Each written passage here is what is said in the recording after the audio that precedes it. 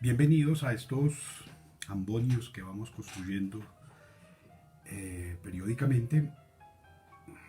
Este, esta búsqueda de caminos para comprender un poco lo que estamos siendo. La invitación para hoy es explorar un poco eso que hemos venido llamando educación. ¿Qué es eso? Y parto de la estrategia, parte de la reflexión va a tener que asumirse desde una postura no academicista, sino desde la cual pensamos ese concepto de educación como una invitación estratégica a. Vamos a tratar de descubrir ese a de qué está sucedido. Pero inicialmente tendríamos que plantear que educar, por lo menos etimológicamente, deviene de una experiencia muy bella que es la de conducir. Ahora vamos a ver que eso tiene un problema serio, y es que cuando pretendo educar es porque asumo que tengo un objetivo claro. Ese objetivo de la educación todavía no lo voy a abordar sin dar unos elementos básicos previos, pero el objetivo de la educación se establece políticamente, se establece culturalmente, se establece socialmente. Ahora, educar, como es conducir a, también compromete la existencia de unos guías, orientadores, que han cambiado de nombre. Hay algunos que permanecen, el nombre de profesor, el que profesa, cosa que ya es grave de por sí. Y en el caso particular de este contexto en el que nos movemos aquí en este pedazo de tierra que llaman Colombia, es más grave, porque profesor es un título como doctor, es decir, que se le da a cualquiera. ¿Cómo funciona eso? Aquí el comentarista deportivo, el director técnico de un equipo de fútbol o de cualquier tipo de ejercicio disciplinar, de inmediato se le entrega, se le asigna el título de profesor. No sucede así en todas las culturas, no sucede así en todas las regiones. Es preocupante, es gravísimo y compromete asuntos graves que cualquiera pueda ser profesor. Eso es supremamente grave.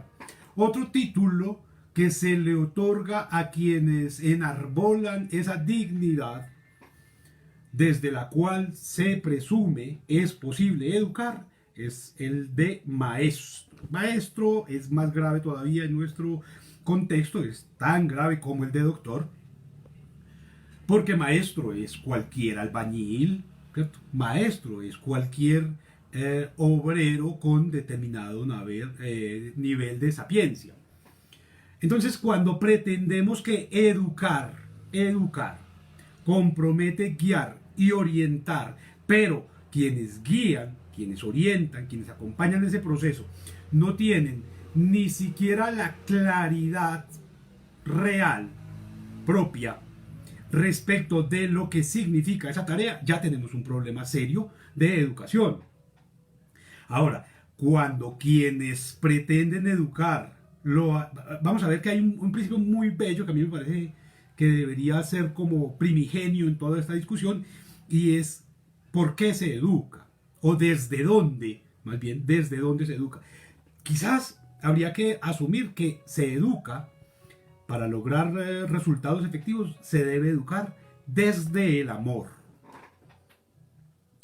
Uno no podría educar si no es desde el amor por lo que hace, el amor por el objeto de conocimiento, el amor por esos sujetos, el amor por todo el contexto. Si no hay un amor real, no hay educación. El problema grave, por lo menos en contextos latinoamericanos y mucho más en este colombiano, es que se educa es desde el hambre, y eso es grave.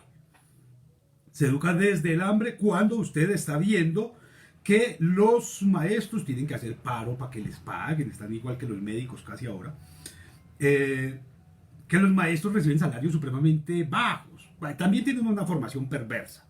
Es decir, cuando uno va a identificar cuál es la labor de las instituciones generadoras, por ejemplo, de licenciaturas, se da cuenta que es muy pobre la producción, ¿cierto? Que lo único que producen son sujetos con título de licenciado que van a presuntamente educar. Pero si no tenemos claro qué es educar, pues tenemos que aceptar a esos pobres. Bueno, ahora por lo menos son licenciados. Antes simplemente eran bachilleres que salían de una normal, normalistas, y esos normalistas se encargaban de guiar, de orientar, de conducir a determinados sujetos de determinada edad por una especie de escala de conocimientos, por una escala de saberes, kinder, primero, segundo, tercero, cuarto, quinto, 11, y ya se suponía que eso era educar. No, ahí hay un problema serio. Educar, como señalaba hace un momento, compromete unos objetivos claros. Y la educación, contrario a lo que tradicionalmente se pregona, no tiene que ver en nada, literalmente, en nada tiene que ver la educación ni con la escuela, ni con el colegio, ni con la guardería, ni con la universidad. La educación no tiene nada que ver con eso. Uno se educa necesariamente desde la casa. Desde la casa. Hay un escándalo terrible por ahí, por un joven que desconectó al profesor del sistema virtual con el que estaba recibiendo clases, aprovechándose de que ese profesor era poco diestro en el manejo de la plataforma. Y, y uno ve a través de los medios de comunicación, a través de los dispositivos, que hay una especie de rabia generalizada, que porque es que eso le enseñan en el colegio, que no, el pelado que hizo eso simplemente no tuvo mamá, tal vez no tuvo papá, yo qué voy a saber. Lo que sí sé es que no tuvo educación, es decir, no lo formaron inicialmente en unos valores básicos de respeto por el trabajo de otro. Ahora, ¿cómo sería posible formar, ojo, no educar, formar en valores socialmente aceptados para lograr comunidades mucho más armónicas, mucho más pacíficas, mucho más cercanas al ideal? Supongo que desde el pensamiento. Este mismo ejercicio de las charlas creo que nos puede ayudar mucho porque nos permite dudar. Nos permite dudar. No podemos nunca educar al otro desde la certeza total y absoluta, la única verdad, sino desde la posibilidad de la duda, ¿cierto? Hay una frase que a mí me parece maravillosa dentro de esos pensamientos clásicos, la tiene Píndaro, y él plantea una cosa muy bella, dice que estudia, ojo, estudia, no edúquese, estudia para llegar a ser lo que eres. Y creo que ese es el asunto. Cuando se plantean sistemas educativos en los que está predefinido lo que usted va a terminar siendo para cumplir con los preceptos de un otro, de un grupo, de una sociedad, de una institución, de una familia, de un otro, cualquiera que sea, ya está perdido el proceso educativo.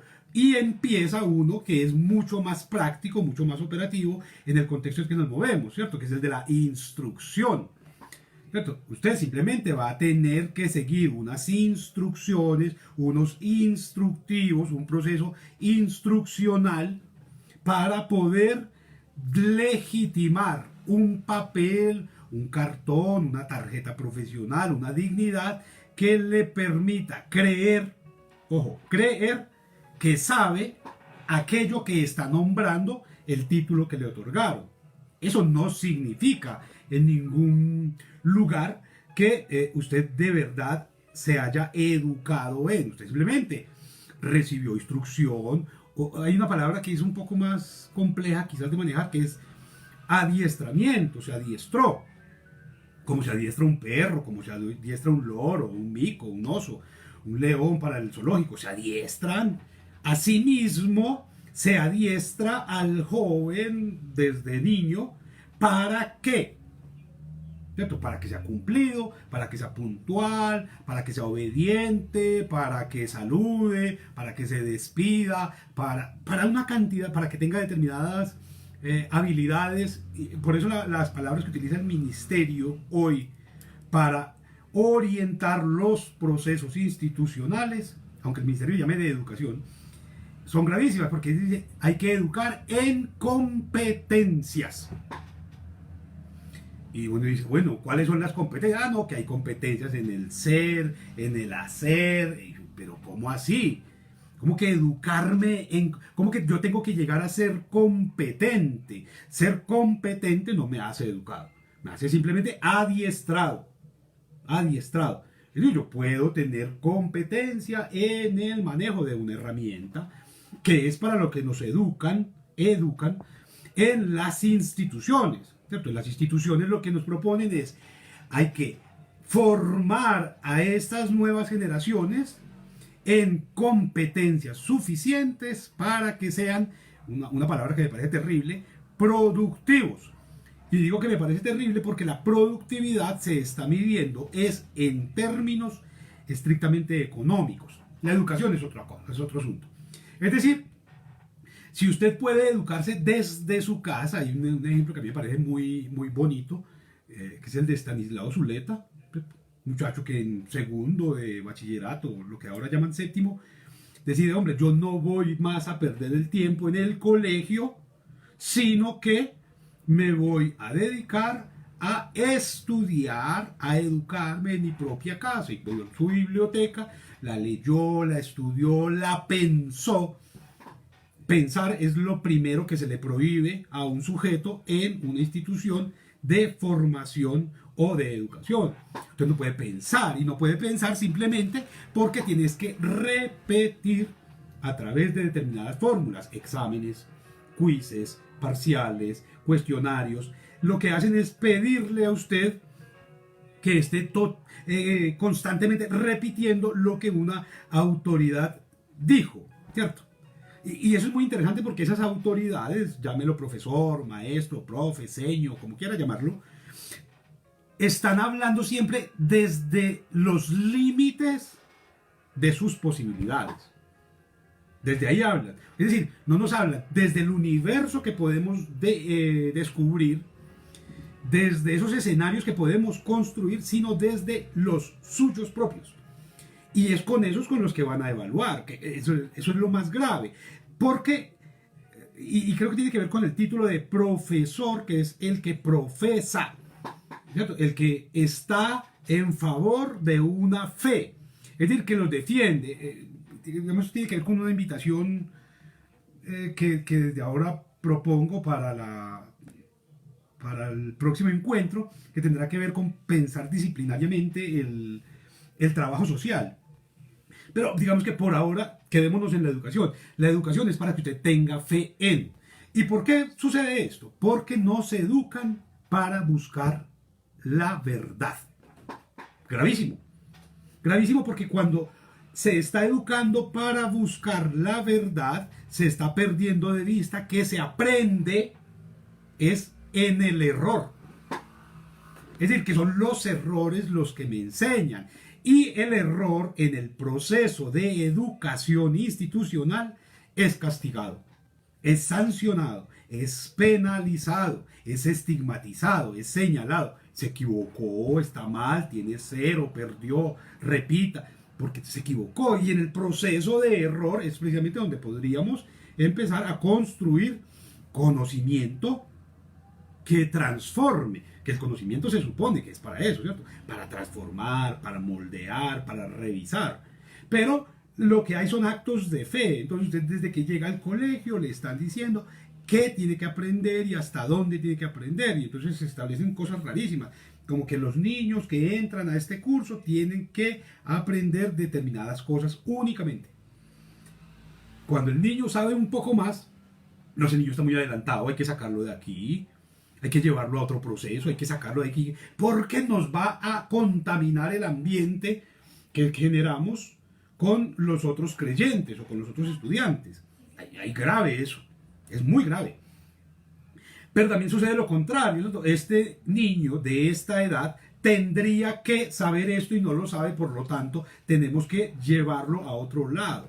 Es decir, estamos estigmatizando el error en lugar de potenciar a través de él posibilidades, ¿cierto? No es que tengamos que permanecer en el error, sino que tendríamos que asumir que el error es un objeto de estudio. ¿Y por qué te equivocaste de esto? ¿Qué es lo que hace que sea equívoco? ¿Dónde están los procedimientos que llevaron a que el resultado fuera este?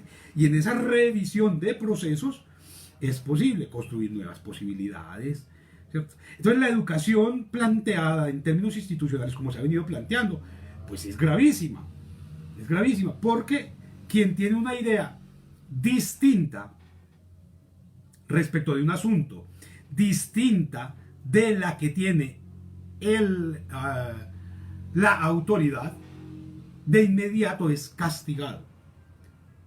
Por eso a mí me llama tanto la atención el miedo que se le tiene a la palabra subversivo o subversión, ¿cierto? Que subvierte, que no está de acuerdo, que disiente, que es discordante.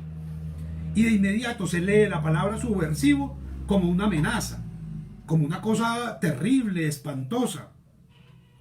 Cuando en realidad el subversivo lo único que hace es generar conocimiento. Es decir, cualquiera de estos innovadores, cualquiera de estos creadores, cualquiera de estos que consideramos genios o sabios, no fue nada distinto de subversivo. Y eso funciona tanto en las ciencias que llaman duras como en las ciencias sociales. ¿Cierto? En cualquier tipo de área de conocimiento, el que es subversivo es el que genera conocimiento. Es muy fácil en una institución educativa, cualquiera que sea el nivel de ellas, llegar y obedecer. Convertirse, por ejemplo, en el profesor aplaudido, en el bonito, en el que pone 5, en el que sigue el manual. Eso es muy fácil. No hay sino que dejar salir la vocación de idiota y perfecto, funciona. Pero cuando usted llega a sugerir otras formas evaluativas, otras formas de abordaje, otros discursos, otras metodologías, de inmediato es convertido en un objeto de peligro, de riesgo, tanto para la institución como para los asistentes a esos encuentros académicos. Algunos los llaman estudiantes. Ahí creo que también tendríamos que hacer una discriminación grande. Y es que una cosa es ser estudiante y otra distinta, muy distinta, estar matriculado en una institución de formación para el empleo o en una universidad, que para el caso da lo mismo hoy. ¿Cierto? Es decir, ¿cuáles son los criterios desde los cuales se presume que estamos educando o que se está educando institucionalmente? Eso es algo que hay que aclarar. ¿Desde qué valores y desde qué principios? Habría que hacer un ejercicio que a mí me parece interesante, aunque a algunos les resultaría cansón, y es verificar cuáles son la misión y la visión que tanto se cacarea ahora como necesaria de las distintas instituciones de educación. Y se van a dar cuenta que hay algo semejante en todas ellas, y es que todas quieren formar para el progreso, para el desarrollo, para la creatividad, para la innovación, para la paz, pero sus prácticas internas van en contravía de todo eso.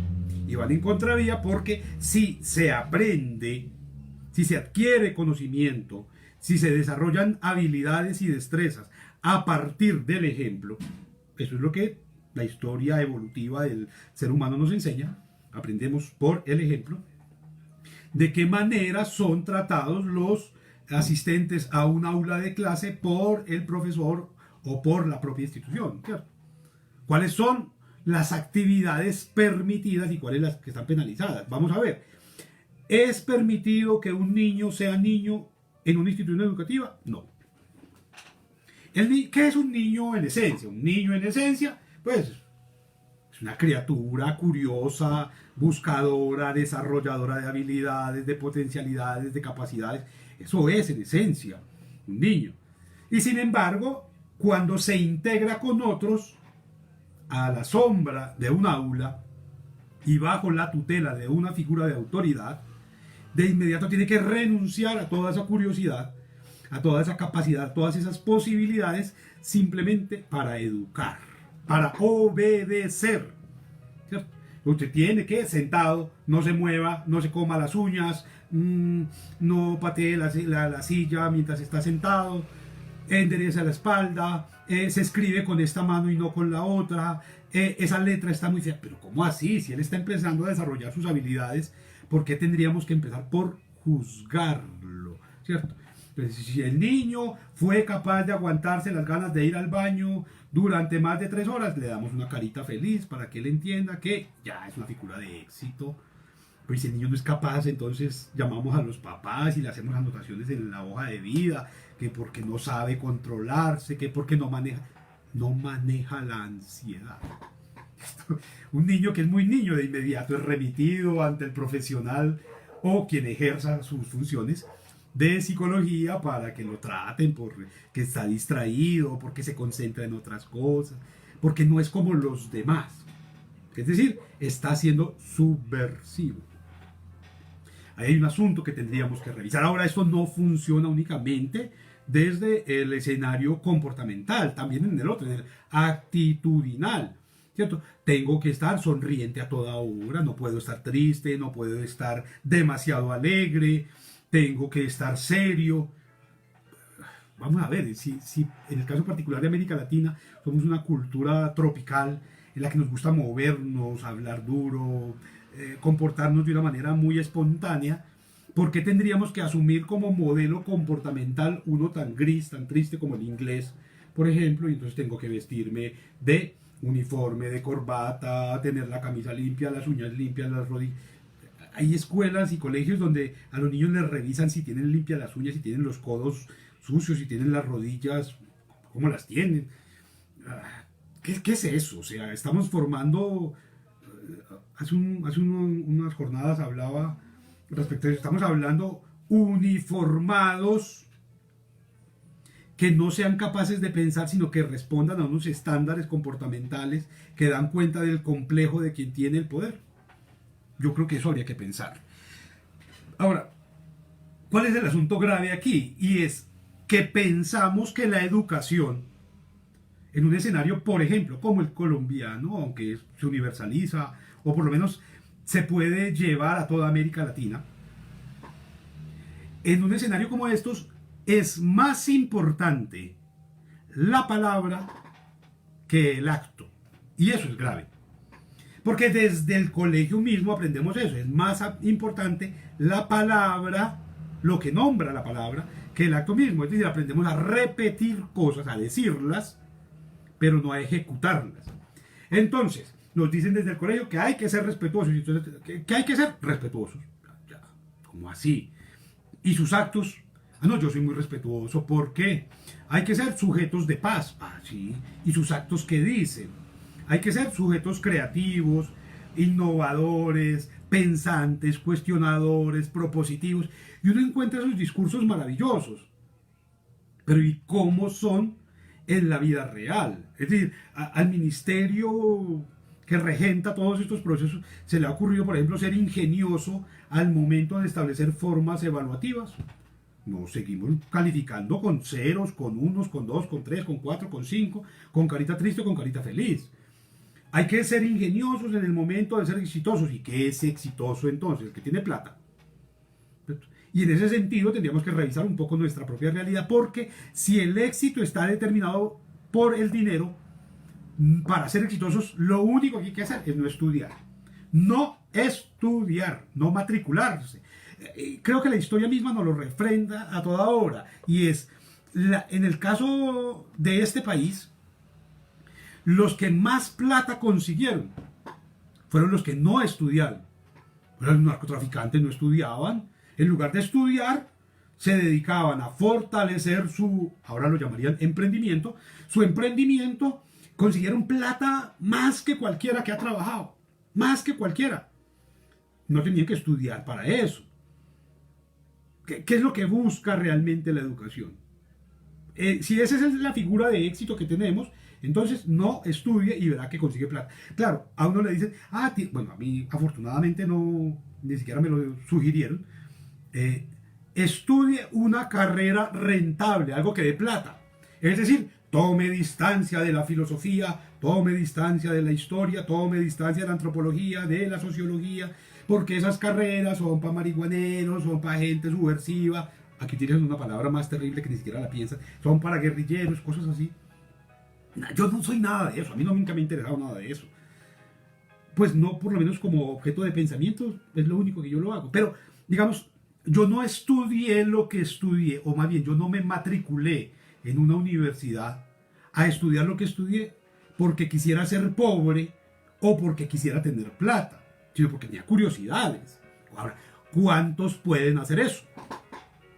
¿Cierto? Entonces, no, yo voy a estudiar es ingeniería mecatrónica porque es que eso está de moda y eso da plata. Entonces uno se pone a ver, por ejemplo, cómo en la década del 90 tanta gente estudió antropología pretendiendo ser Indiana Jones. O cuánta gente se puso a estudiar esta cosa de criminalística pretendiendo ser investigador de televisión. O cuántos estudiaron derecho pretendiendo ser abogados de televisión. Y hoy los ve uno montando en bus, comprando en Flamingo, pidiendo prestado, porque no consiguieron plata. Es decir, hay un desencanto en su propia existencia, a pesar de que estudiaron supuestamente esos programas académicos que se supone que daban plata. ¿Qué carrera hoy puede dar plata? Garantizar que usted estudia esto y consigue plata, ninguna. Es que el asunto no es estudiar para conseguir plata, sino estudiar para ser feliz. ¿Cierto? No se trata de tener sociedades en las que todos tengan mucha plata, sino en que todos sean capaces de vivir armónicamente. Y para eso no es imprescindible el proceso educativo institucional. Para eso lo que sí es importante es educarse sobre lo que nos planteaba Píndaro, ¿cierto? Llega a ser lo que eres. ¿Qué es lo que usted quiere ser? ¿Qué es lo que usted es en esencia? Si usted no lo logra descubrir, pues todo el tiempo va a ser un empleado de, aunque tenga plata, ¿cierto? Y si usted lo logra descubrir, no importa si usted está llevado de la inmunda en términos económicos, vive tranquilo. A mí, un poco por el contexto en el que me muevo, me toca ver muy de cerca a los campesinos. Y yo los veo como sujetos felices, la mayoría. No falta el que tiene pues problemas gravísimos. Pero los veo felices, satisfechos con su propia existencia, pero angustiados por la de su prole. Porque su prole no responde a las mismas expectativas que ellos. Y ellos, esas nuevas generaciones, desean ser otros, no ser ellos mismos, sino ser otros. Si uno lo extrapola a términos mucho más amplios, es pensar que quién de ustedes, por más que compre camiseta con colores de taxista, por más que enarbole banderas, por más que esté suspirando con algunos bambucos, se siente realmente colombiano. No. Se adora la música de otros lados, se envidia la cultura de otros, la disciplina de otros, la tecnología de otros, los comportamientos de otros, los gobernantes de otros estados. Pero ¿quién quiere ser colombiano? ¿Quién es capaz de pensar, venga, qué significa esa cosa rara que llaman ser colombiano? ¿Cierto? Entonces, digamos que para responder un poco algunas inquietudes que se van presentando aquí, como la de Sara, ¿qué características tiene que tener la educación? La primera, tiene que educarse con un objetivo. Y el objetivo tiene que ser propio, no ajeno. Claro, cuando usted ve las universidades, por ejemplo, o los institutos de educación de distinto nivel, ¿cómo funcionan? Funcionan bajo el modelo, inclusive arquitectónico, norteamericano. Todo ese esquema que se adoptó por allá en la década del 30 de querer ser norteamericanos es gravísimo. Porque nos imponen, entre otras cosas, una cosa terrible, y es que usted tiene que, para graduarse de antropólogo, de médico, de biólogo, de químico, de matemático, de educación física o de lo que quiera, tiene que demostrar que maneja el inglés. ¿Pero por qué el inglés? ¿Por qué no el quechua, el aymara, el chibcha, el tunevo, cualquier otra forma de comunicación alterna? No, tiene que ser inglés. Si uno se va a presentar, por ejemplo, a una convocatoria en una universidad, le toca demostrar competencia lectora, comunicativa y escritural en inglés. ¿Por qué? O sea, ¿qué tienen de bueno esos modelos norteamericanos que puedan servirnos como un ejemplo para emular, para imitar? Son más peligrosos, son más injustos, son más infames, son más graves que cualquier otro de referencia que usted tome, por ejemplo, de Europa. Y sin embargo asumimos ese. Son más prejuiciosos, son más violentos. Entonces digamos que ahí hay una característica. Lo primero es un objetivo que sea propio. La educación tendría que tener eso. Tendría que, una segunda característica, tendría que hacerse con amor y no con hambre. Educar con hambre, eso es una cosa bárbara, eso es imposible. ¿Cierto? No, usted no puede poner a educar a la gente que se está muriendo de hambre, porque uno lo primero que piensa es en que cómo consigo el sustento, cómo pago lo básico al menos. ¿Cierto? Cuando usted está pensando en que como profesor, por ejemplo, en el caso de este país, de licenciaturas, lo van a contratar por momentos pedagógicos de 40 minutos únicamente, y le toca conseguirse 8 o 10 momentos pedagógicos de 40 minutos al día y rezar para que no haya paro, para que no haya epidemia, para que no haya enfermedad, porque si no, no le pagan. ¿Qué tipo de ejercicio educativo podría usted presentarle a quienes le son confiados para ese proceso? Entonces ahí hay un segundo proceso. Un tercer asunto, más allá del reconocer lo que uno es y más allá del amor, pues tiene que ver con tener cierto nivel de curiosidad constante, frecuente, por eso que se está pretendiendo fomentar en los demás, ¿cierto? Pero si yo me quedo con lo que sé, yo recuerdo que en la universidad tenía un profesor que daba una clase de estadística y el rigor de él estaba en seguir unos papeles amarillos que tenían más de 30 años. Eran los mismos ejercicios. Yo no hablaba con los estudiantes de 10, de 15 años atrás y todos eran capaces de darle a uno las respuestas que él tenía en esos papeles porque él nunca los cambiaba. Es decir, él se aprendió un guión y lo repetía como un lorito, lo repetía. Y entonces el problema es de él, el problema es de la institución, el problema es de los estudiantes que soportan eso. ¿De quién es el problema allí? Yo creo que el problema es de la sociedad, que tiene que padecer profesionales que se forman con ese tipo de guías, de orientadores, que no les sugieren nuevas posibilidades, nuevas alternativas.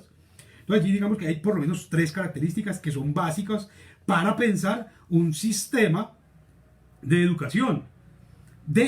Ojo, de educación, no de adiestramiento. Con el adiestramiento sucede una cosa totalmente distinta, porque es que usted adiestra al otro simplemente para que sea obediente. Lo que le pasa a usted en la educación técnica, que es una cosa rarísima. A usted aquí no lo estamos educando para que piense, sino para que haga. ¿Cómo es eso? Que usted se matricule en una institución técnica o tecnológica que para que no piense. Pero es que las universidades tampoco es que mayoritariamente están generando pensamiento.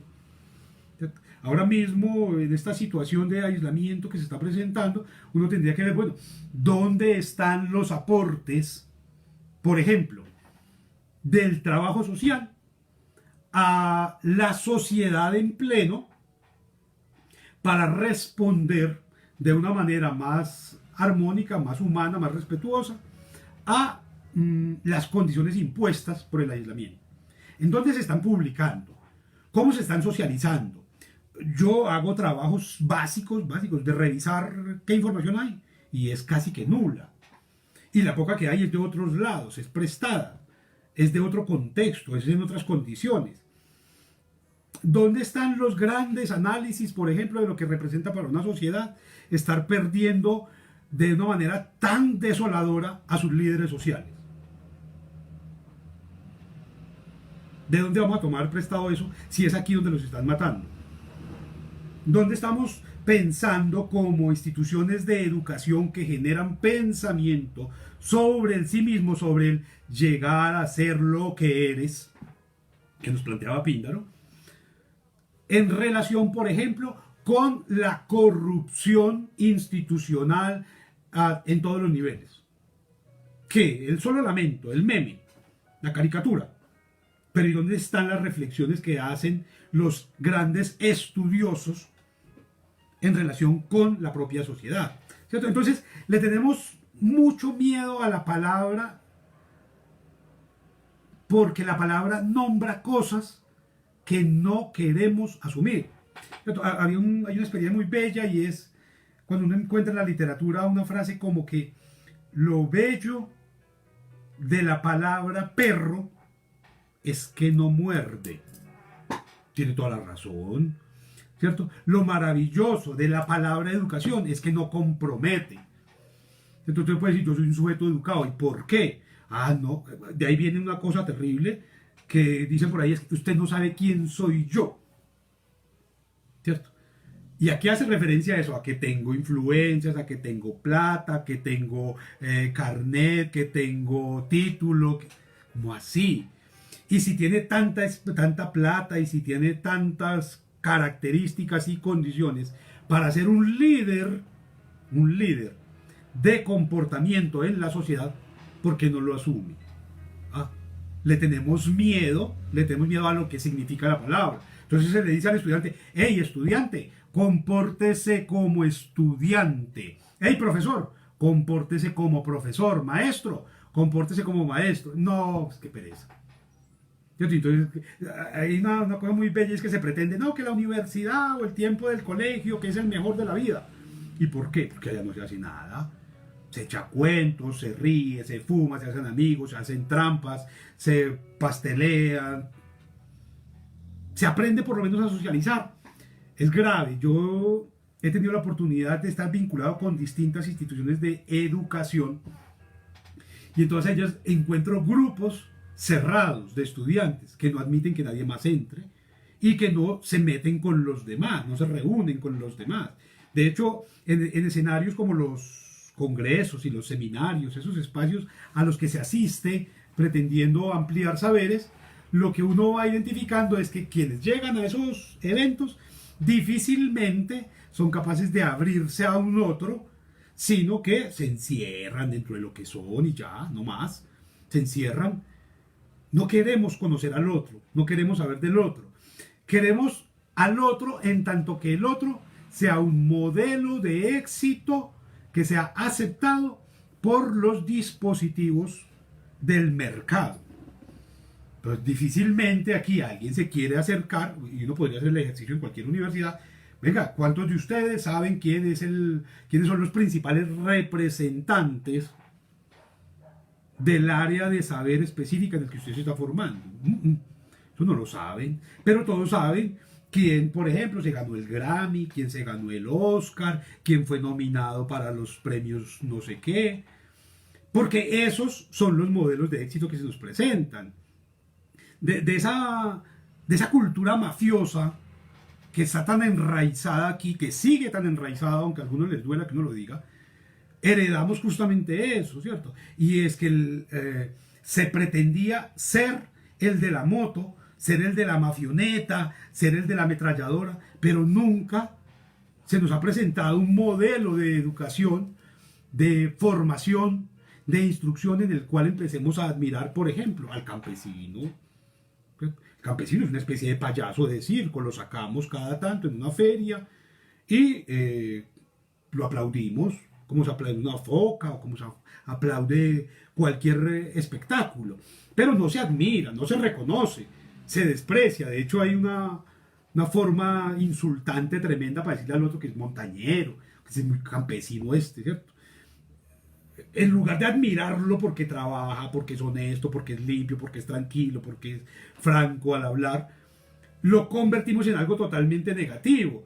Y llegamos al punto de que al mafioso mayor, bueno, al segundo mafioso mayor de este país lo llamaban el doctor, o se hacía llamar el doctor. Ah, sí, que su mamá era profesora. Ah, sí, su mamá era profesora. Y eso sirvió para que fuera un ser humano noble, honesto, dechado de virtudes. No, no. Quienes asisten a la universidad tienen la posibilidad de ser mejores ciudadanos, tampoco. Está probado, los de las públicas son mejores seres humanos que los de las privadas, tampoco. Hay un abogado de la universidad pública aquí en esta región que anda con 300 escoltas y es de las personas más odiadas y más aplaudidas también. Está probado pues la cantidad de cosas que ha hecho. Es decir, la educación no nos va a convertir en mejores humanos si la seguimos pensando como se está pensando, si la seguimos implementando como se está implementando. No, la educación es otra cosa, ¿cierto? Educar es conducir, pero ¿conducir a dónde? Al abismo, al barranco. Ahí, para que nos entendamos en términos prácticos, el director de la Casa de la Memoria, en aras de la defensa de un proyecto propio o colectivo de un grupo de señores, intenta cambiar la historia. En lugar de asumirla para descubrirnos en lo que somos, intenta cambiarla, negando, por ejemplo, las versiones de las víctimas. No, esto es un país de paz. A usted la publicidad, ¿qué es lo que le vende de este país? Que esto es una maravilla, que esto es un encanto, que la gente de aquí, que qué delicia, que es la más tranquila, la más pacífica, la más honesta, la más franca. Y eso es verdad. Y este no es el país con la guerrilla más vieja de América Latina. Y no es el país con el segundo país más corrupto o el más corrupto del mundo. Entonces, ¿por qué la publicidad tiene más efecto sobre nuestros proyectos de vida que en las academias? ¿Cuál es el lugar que le damos a la academia realmente? ¿Quién de ustedes crece pensando, yo cuando grande quiero ser profesor? Quiero ser líder académico o científico. La gente tiene cosas rarísimas. Siguen pensando, por ejemplo, que cuando grande quieren ser futbolistas. Está jodida una sociedad que tenga como aspiraciones, cuando grande, ser futbolista, ¿cierto? Y no porque el futbolista sea un sujeto negativo, sino todo lo contrario, porque sus aspiraciones están en no ir a la escuela, en no compartir con otros, en tener mucha plata, en tener caballos y en tener carros y en tener... O sea, si su aspiración humana es equivalente a la de su objeto de admiración económica, ya se perdió usted como ser humano, ¿cierto? Es decir, piénsenlo de esta manera. Si usted está pensando que la educación es como el lenguaje que maneja cotidianamente, esta sociedad no tiene remedio. Y no podría tenerlo por una cosa simple, porque aquí se piensa que la cosa es no para ser sabida, para introyectarla, para pensarla, para vivirla, para transmitirla, para compartirla, sino que la cosa es para ser consumida y por lo tanto destruida. Es decir, que usted no estudia, no se matricula en una escuela, en un colegio, en una institución, en una universidad, para ser estudiante, para vivir el estudio, para vivir el saber, esa área de conocimiento, sino para tener el título. Tal vez con un ejemplo se pueda entender mejor lo que quiero decir. Si usted entiende que el vaso en el que se toma el café es simplemente un vaso para tomar café, entonces tan pronto termine el café, lo va a destruir y lo va a desechar. En términos académicos funciona igual, o en términos de primaria o de bachillerato o de técnica o de tecnología. Si usted no tiene claro lo que eso representa, entonces una vez que usted consiguió su título, usted lo va a arrugar, lo va a tirar y lo va a desechar. Y uno lo ve todos los días, uno ve unos profesionales que dan asco. Es decir, a la señora que tenían esclavizada durante este mes de cuarentena por ahí en un edificio estrato 32 en Bogotá, no la tenían esclavizada los habitantes de Ciudad Bolívar. La tenían esclavizada estrato 32 que han tenido acceso a las mejores universidades del mundo, que ostentan en sus paredes los títulos profesionales de las mejores universidades del mundo y están esclavizando hoy. ¿Cierto? Esos son los que evaden impuestos, los que roban impunemente, los que hacen unas normas que dan asco, los que abusan de los demás, los que mandan a golpear a otros, los que crean grupos paramilitares. Esos son. Entonces miren que si hay un asunto grave con la educación, cuando usted piensa que la educación es para ser, que no es para ser sabida, sino para ser consumida.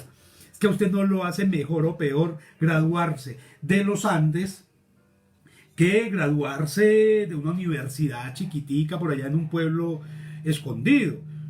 Es la conciencia del sí mismo y de ese proceso que se está adelantando lo que nos hace posibles hacer transformaciones grandes. Es decir, usted no porque estudie trabajo social o psicología o filosofía o historia o biología o química o matemáticas va a ser un mejor ser humano.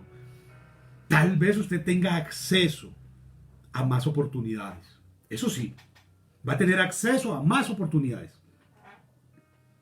Pero no va a ser un mejor matemático, ni un mejor biólogo, ni un mejor trabajador social. O sea, no hay mejores trabajadores sociales en este mundo que los líderes sociales comunitarios de los barrios. Esos sí que se mueven, sí que la piensan y buscan estrategias.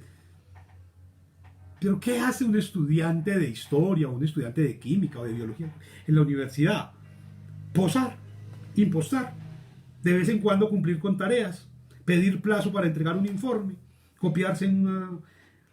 Hay asuntos que tendríamos que revisar en términos de esos planteamientos que les hago y de muchos otros que yo dejo por fuera, ¿cierto? Es que en el caso nuestro, un tipo como yo resulta molesto muchas veces porque nombra la realidad que todos pretenden ocultar.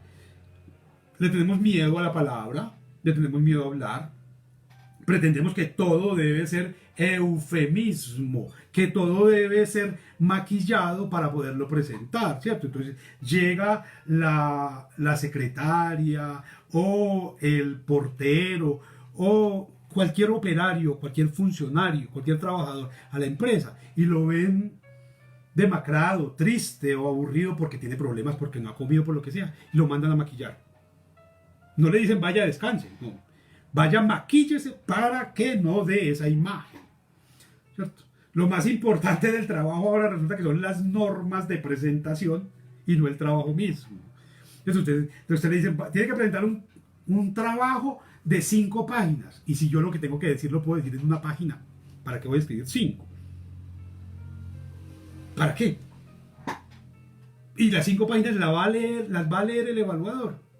Yo lo dudo.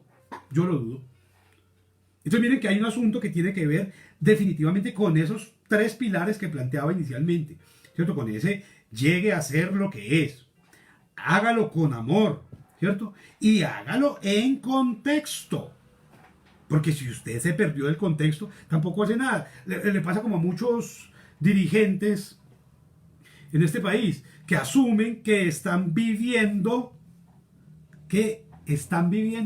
en Europa, por allá en Dinamarca, donde todo está resuelto y entonces sacan normas tremendas como que no tenemos que todos los días consumir nueces y yogur griego. Y aquí la gente no le da ni para comprar uvas pasas, que es lo más barato.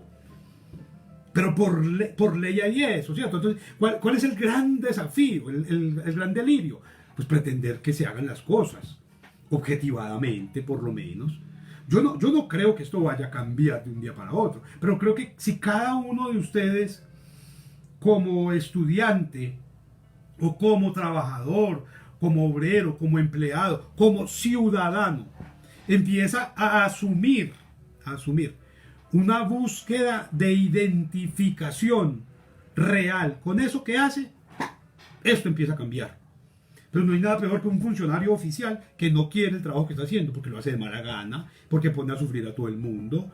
Un portero que no quiere ser portero, trata mal a todo el mundo, abusa de su poder, ¿cierto? Un profesor que no le gusta lo que hace, ¿qué hace? Nada, no prepara clases, todos hacen exposiciones y ya, yo califico. Idiota eso. Hay gente que lo sigue haciendo. Hay gente que lo soporta, que no es capaz de reaccionar también frente a eso, demandando cierto nivel de respeto. Entonces todo ese asunto de la educación es una farsa, no tiene sentido, en tanto que nos venden educación para un proceso que es un título, simplemente un rótulo de educación, para realmente formar en competencias. Es decir, lo que hay son procesos de instrucción. procesos de adoctrinamiento. Usted tiene que pensar así y repetir. Eso es asqueroso, que a uno en un colegio lo pongan a repetir es que el himno nacional y el Padre Nuestro y el himno de la bandera. Y pues, ¿pero por qué yo voy a repetir eso? ¿Qué tiene, eso en qué aporta a mi formación? Desarrollar ese tipo de discursos que son selectivos además. Hay un asunto que yo sigo insistiendo que me parece espantoso.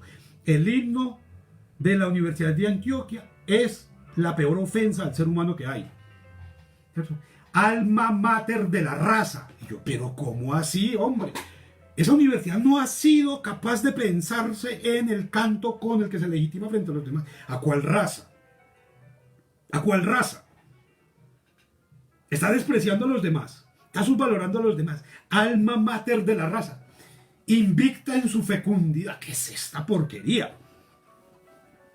Y es una universidad que tiene 200 años, que tiene toda la tradición del... Y eso no habría que pensarlo en vez de repetirlo como si fuera una fe, una doctrina, una religión, una especie de rito iniciático. Eso habría que pensarlo, y lo que no nos gusta, lo que no funciona, así como se critica que a las mujeres se les practique la ablación en determinadas tribus o en determinados pueblos del África, aquí tendría también que cuestionarse que se repitan determinados discursos que generan discriminación. ¿Qué es eso? Es que alma mater de la raza. ¿Cierto? ¿Qué son esos asuntos, por ejemplo, de la misión y la visión y los objetivos de las instituciones? Todos pretenden formar ¿qué? ¿Usted para qué asiste a una institución? Para formar seres humanos. Eso los forman en la casa. Los seres humanos se forman al interior de la familia, si es que la tienen. Y cuando no la tienen, entonces, ¿qué? El proceso de educación, y eso es muy bello si ustedes lo quieren asumir como objeto de reflexión, es tan grave que las cárceles tienen procesos de reeducación. ¿Y quiénes lideran esos procesos? ¿Qué han logrado esos procesos? Usted entra a una cárcel para que lo reeduquen, o entra a una cárcel simplemente a perder el tiempo allá, o bueno, a aprender más ejercicios, a establecer redes de acción. Pero ¿quién sale de una cárcel reeducado? Bueno, vamos a ver, ¿quién sale de una universidad educado? Y después podríamos pensarlo en la cárcel. Pero entonces hay asuntos que son gravísimos y que nos los venden realmente como panaceas. Es que yo tengo que ahorrar para la educación de mis hijos, dicen algunos, para que mis hijos se puedan educar en las mejores universidades. ¿Y eso para qué sirve? ¿Para qué le sirve a alguien, a cualquiera, estudiar en las mejores universidades si va a llegar a abusar del otro, a desconocer el otro, ¿cierto? A someter al otro, a explotar al otro, a expropiar al otro?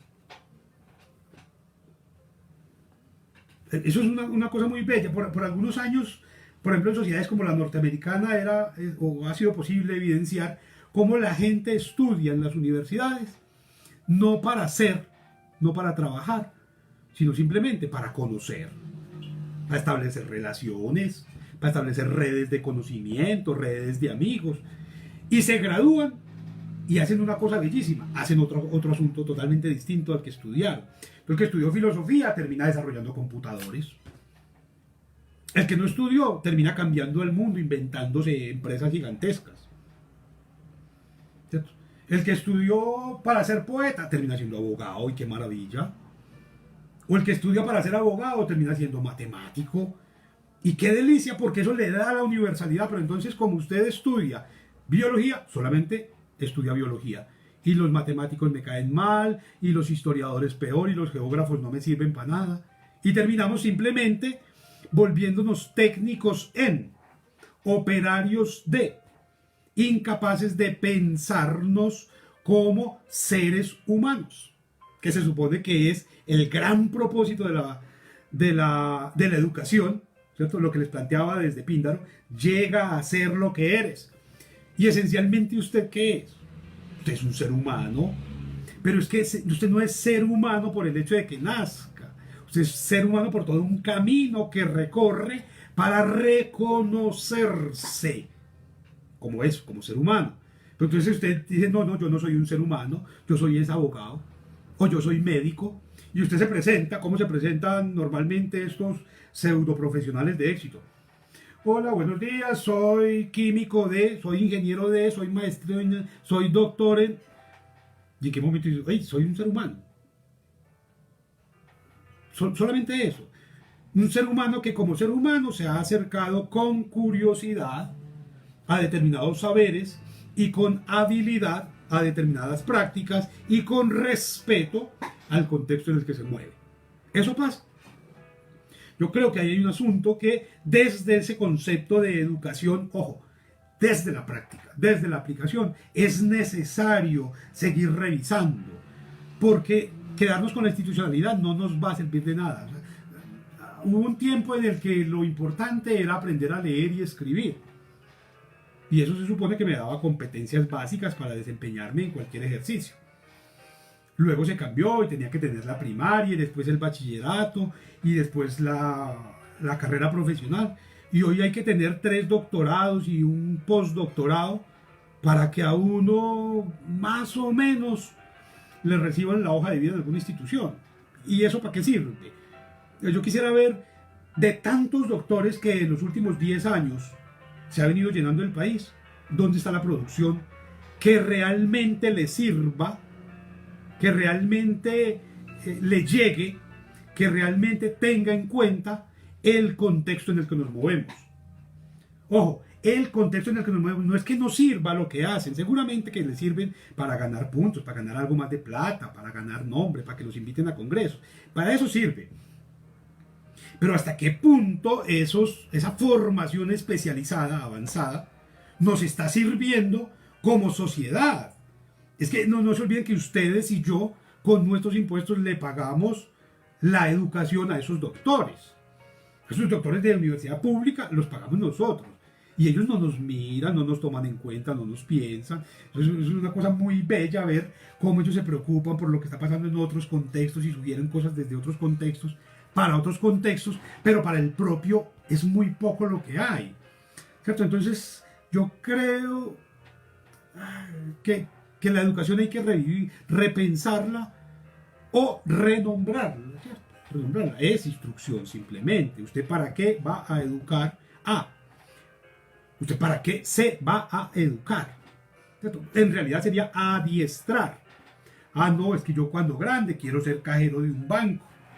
Ah, bueno, estudié para eso, pues no se engañe. O sea, en un contexto como en el que nos movemos, todo ese proceso que a ustedes le han vendido como educación es una farsa. Eso no tiene razón de ser, simplemente porque lo primero, que sería pensarnos en nuestras propias necesidades, no existe. No existe. Entonces, están las universidades produciendo lo que necesitamos, o más bien, tenía que empezar por algo más grave. Se necesitan tantas universidades como hay. En un contexto como el que nos movemos, en una realidad como la que nos movemos, en un mercado de productividad falso como este, se necesitan tantas universidades. ¿Por qué se va a la universidad? ¿Realmente porque se quiere saber o porque se quiere tener un título para no tener que tender la cama, para no tener que servir el café, para no tener que limpiar el propio escritorio? Entonces mire que allí ese asunto de la universidad se nos volvió más una palabra, un título, un rótulo, una etiqueta, que una posibilidad de desarrollo de lo que somos en realidad o de lo que pretendemos ser. Entonces, ¿usted para qué quiere estudiar en la universidad? Para no tener que tender la cama, para no tener que trabajar con las manos, para ganármela en un escritorio. Y en ese caso, pues creo que hay una falla estructural grandísima, porque hay ejemplos maravillosos de países muy capitalistas, realmente capitalistas, que definieron, hombre, la universidad no es para todo el mundo. No, hay escuelas técnicas, escuelas tecnológicas, de oficios, en los que se prepara la gente en un oficio, en una actividad cualquiera que sea, con la que se identifica, con la que se siente feliz, y a partir de ella logra desarrollar proyectos de vida íntegros, tranquilos, efectivos y productivos, porque aprendieron esas sociedades a respetar al otro, no por el título que tiene, sino simplemente porque es un ser humano. Pero aquí como a la gente la respetan, no porque sea un ser humano, sino porque tiene título, es decir, al rector o al director o al presidente, sin importar que sea un cafre, sin importar que sea una porquería, hay que respetarlo porque es el doctor. ¿Cómo así? O sea, pero se comporta como una porquería. No respeta al otro como ser humano, porque lo tengo que respetar. Porque tiene título. Y no, y el otro no, es que ese es técnico, ese es tecnólogo. No merecen respeto por eso. Merecen tanto o más porque son los que en verdad producen y hacen. Entonces, como ven ustedes, todo este asunto de la educación nos va a dar para mucho. Seguramente en determinados momentos volveremos sobre el asunto desde otras ópticas, quizás que nos ayuden a ir centralizando mucho más en nuestro objeto de atención, descubrirnos en lo que somos, para qué sirve y cómo podría ser. En algún momento seguramente empezaremos a poder construir una propuesta de educación que se corresponda con nuestro contexto en la medida en que entendamos qué es, para qué es, desde dónde se hace, quiénes la hacen, cómo está funcionando, porque sin esos elementos sería imposible lograrla.